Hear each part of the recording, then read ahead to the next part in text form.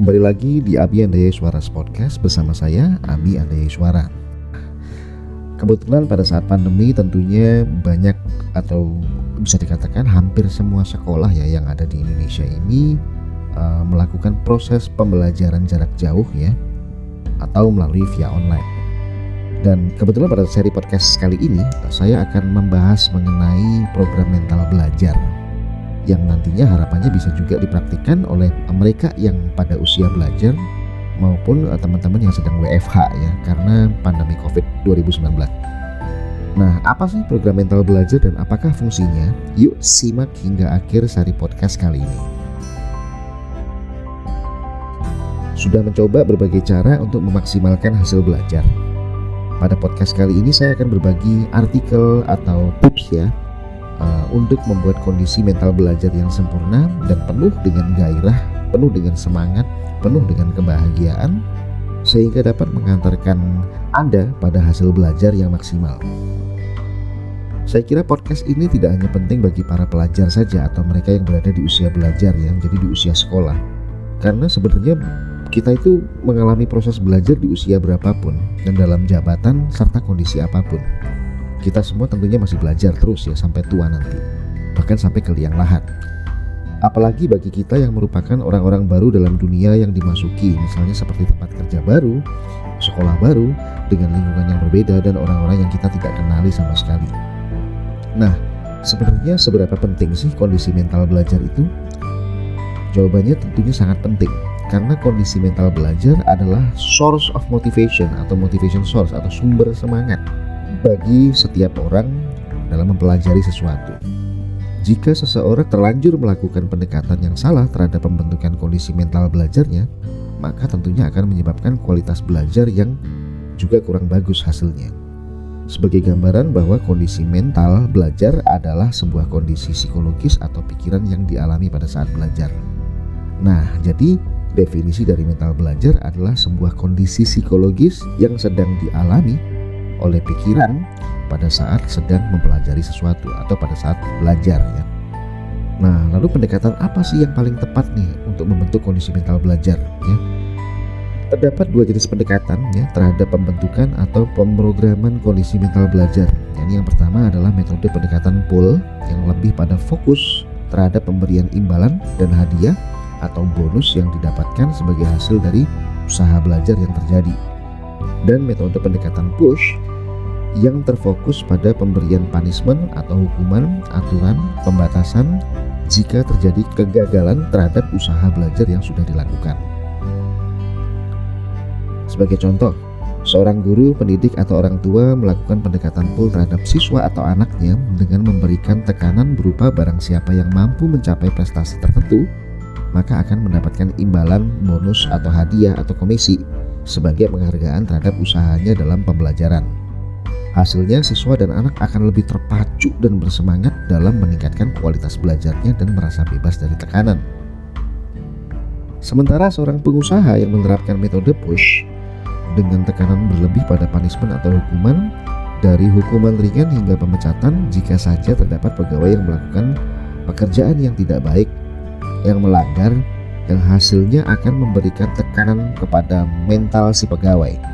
Akibatnya produktivitas kerja pun jadi hancur karena semangat dan orientasi kerja jadi menurun dan kehilangan arah.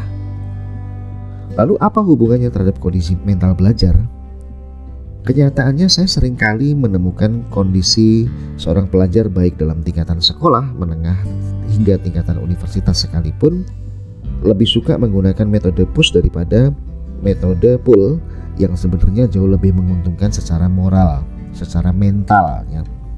Dimana ini juga terjadi di banyak bisnis ya, banyak perusahaan. Jadi bukan cuma case-nya terjadi di sekolah saja. Seorang pelajar, mahasiswa atau pekerja yang dengan pendekatan push cenderung untuk melihat kegagalan dalam usaha belajarnya. Yang ada mereka pun cenderung mendorong dirinya untuk mendapatkan prestasi belajar yang lebih baik dengan penekanan pada bahaya nih jika gagal, menghukum diri, mempersalahkan diri, merasa bodoh, merasa terkucilkan, merasa malu dan lain sebagainya. Nah, sistem bawah sadar mereka akan membentuk sistem yang kental dengan nuansa belajar yang menyeramkan, menakutkan, penuh rasa malas, penuh ancaman dan tekanan, di mana kegelisahan dan kecemasan begitu tinggi dan sangat mengikat. Konsekuensinya kehancuran dan kegagalan total dari sistem belajar pasti terjadi. Mereka akan cenderung tergesa-gesa dalam usaha belajarnya. Semakin takut seseorang berbuat kesalahan, kecenderungannya adalah semakin melihat banyak faktor dan banyak hal yang direkam sebagai kesalahan dan error yang akhirnya mempengaruhi hasil akhir dari pembelajaran. Dengan kejadian tersebut, kenikmatan dan kenyamanan dalam proses belajar jadi berkurang. Yang semula harusnya 100% mungkin hanya daya serap dalam belajarnya saat tergesa-gesa pun berkurang karena melemah. Mungkin tinggal 40%, tinggal 50%, tinggal 60%. Sementara fokus dan konsentrasi yang hanya pada hasil akhir yang gagal, motivasi belajar menjadi musnah karena seluruh energi tercurah pada usaha belajar yang terpaksa dan tidak menyenangkan. Lalu, bagaimana sih cara memprogram kondisi mental belajar yang berkualitas? Nah, adapun cara untuk memprogram kondisi mental belajar adalah dengan memberikan sentuhan pendekatan pull, yakni dengan mengubah fokus dari punishment atau hukuman menjadi sistem yang lebih kepada memberikan imbalan, bonus, dan juga komisi atas upaya belajar, atas proses belajar, ya. Sehingga belajar menguasai hal dan subjek baru, pengalaman baru, kenikmatan dan kenyamanan dalam belajar dan seterusnya itu menjadi menyenangkan, ya. Hal-hal yang menyenangkan yang dapat membentuk semangat dalam belajar pun akan menumbuhkan minat belajar yang tinggi. Karena penghargaan terhadap usaha yang telah dilakukan, peningkatan dan kepercayaan diri itu terjadi. Dan hal ini pun berlaku bagi para guru, ibu rumah tangga, para manajer, ya, para atasan. Karena ini cara yang merupakan sangat populer dan bagus, ya, untuk bisa diberikan kepada baik kepada staf di bawahnya maupun kepada anak didiknya atau siswanya atau putra-putrinya di rumah, ya. Dan berikut saya akan sampaikan beberapa poin penguatan program penguatan kondisi mental belajar yang efektif melalui sentuhan pull nih.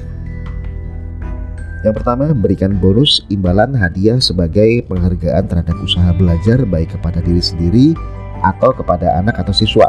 Hadiah atau imbalan tersebut lebih kepada sesuatu yang tidak dapat dibeli dan tidak mudah didapat atau dinikmati pada waktu yang biasa. Jadi bukan sesuatu yang sifatnya generik, ya, gampang dicari. Berikan penguatan pada saat rasa takut dan rasa cemas muncul. Jadi ada sisi motivasinya di sini. Semakin besar rasa takut dan rasa cemas, maka semakin besar pula imbalan yang akan diterima dari hasil usaha belajar.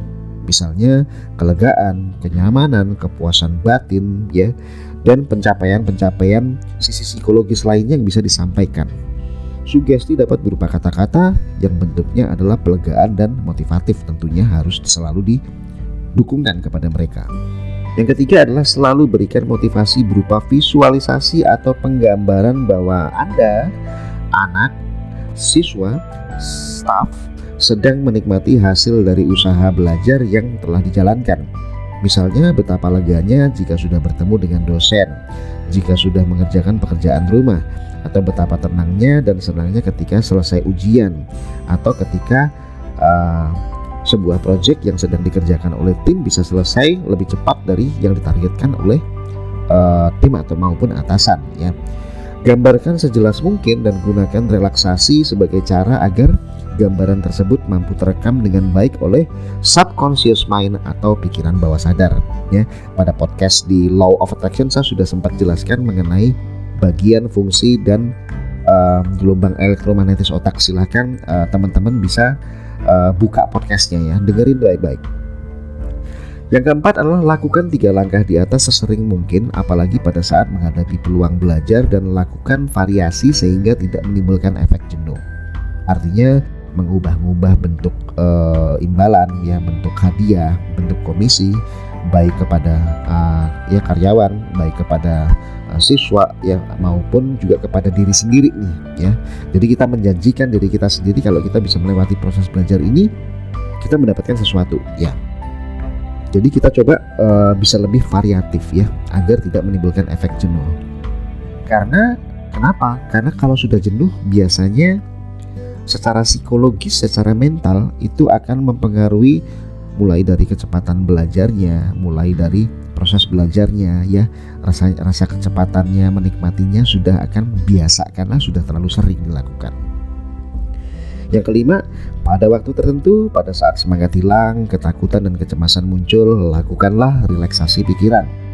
Jika perlu, bermainlah untuk menenangkan pikiran. Lakukan apa yang menjadi kesukaan Anda, hobi Anda, dan berkumpullah dengan orang-orang yang mampu meningkatkan semangat. Jadi Anda jangan salah ketemu dengan orang yang justru bikin Anda down.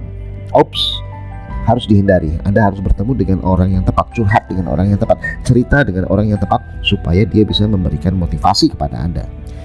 Perhatikan dan dengarkan bagaimana mereka berusaha dan mengusahakan yang terbaik dalam upaya dan usaha belajar mereka. Kalau perlu, kita bisa minta contoh kepada orang-orang tersebut. Pernah nggak ngalamin kondisi seperti yang saya alamin? Ada yang bisa diceritakan nggak? Lalu jadikan cerita itu sebagai cerita motivasi ya, untuk membangkitkan gairah kita, gairah belajar dan gairah bekerja tadi. Yang keenam, tepati janji Anda dalam pemberian imbalan. Nah, saya pikir apa yang sudah saya sampaikan di sini harusnya sudah cukup jelas ya. Jadi semoga teman-teman atau rekan-rekan setia dari podcast Abi Andaya Iswara bisa semakin meningkatkan kondisi mental belajarnya, kondisi mental di mana kita sedang berproses dengan pembelajaran supaya kita menjadi orang-orang yang makin hebat. Temukan hal-hal unik mengenai cerita, motivasi maupun berita-berita unik lainnya hanya di Abi Andaya Iswara Podcast. See you next time. Bye.